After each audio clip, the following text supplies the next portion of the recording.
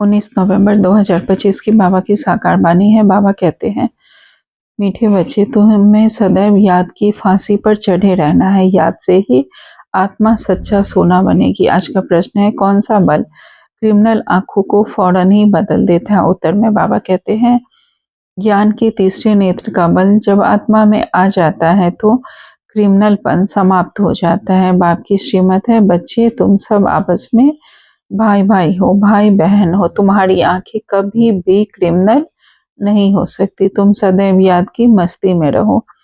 वाह तकदीर वाह, हमें भगवान पढ़ाते हैं, ऐसे विचार करो तो मस्ती चढ़ी रहेगी। ज्ञान के तीसरे नेत्र द्वारा हम आत्माओं में जो क्रिमिनलपन के संस्कार थे वो समाप्त हो जाते हैं। हमारी आंखें जो क्रिमिनल थी वो समाप्त हो जाती हैं और पवित्र बन जाती है। तो बाबा हमें श्रीमत देते हैं कि हम सब आपस में भाई भाई हैं।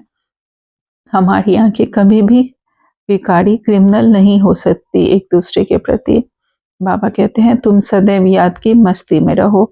वाह तकदीर वाह, स्वयं भगवान परमात्मा हमें पढ़ाते हैं, यह विचार करो तो मस्ती चढ़ी रहेगी। ओम शांति। धारणा के लिए मुख्य सार में बाबा ने पहली पॉइंट कही है, एकांत में बैठ अपने आप से बातें करनी है।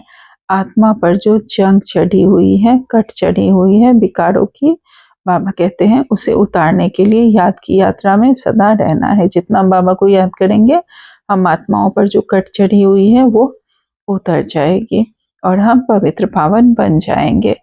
दूसरी पॉइंट में बाबा कहते हैं, किसी भी बात में संशय नहीं उठाना है, ना किसी से ईर्ष्या करनी है, सदा आंतरिक खुशी में रहना है। किसी भी बात में क्या क्यों में नहीं फंसना है, ना किसी से ईर्ष्या करनी है कि ये आगे बढ़ गया हम पीछे हो गए, इसका पुरुषार्थ अच्छा है, ये किसी भी बात में ईर्ष्या नहीं हो।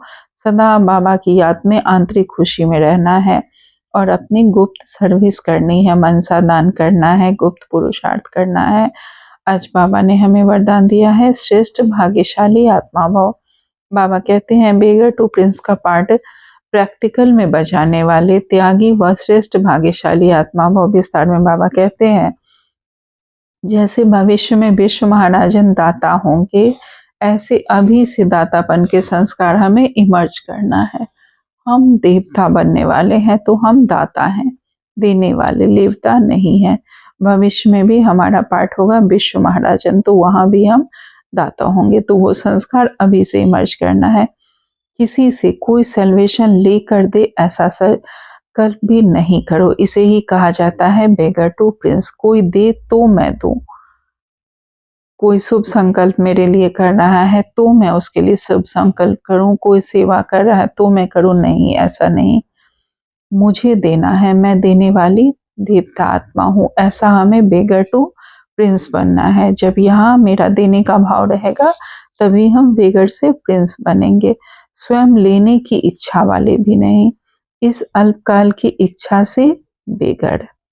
ऐसा बेगर ही संपन्न मूर्त है। जो अभी बेगर टू प्रिंस का पार्ट प्रैक्टिकल में बजाते हैं, उन्हें ही कहा जाता है सदा त्यागी व श्रेष्ठ भाग्यशाली। त्याग से सदा काल का भाग्य स्वतः बन जाता है। स्लोगन में बाबा ने कहा है, सदा हर्षित रहने के लिए साक्षीपन की सीट पर दृष्टा बनकर हर खेल को देखो।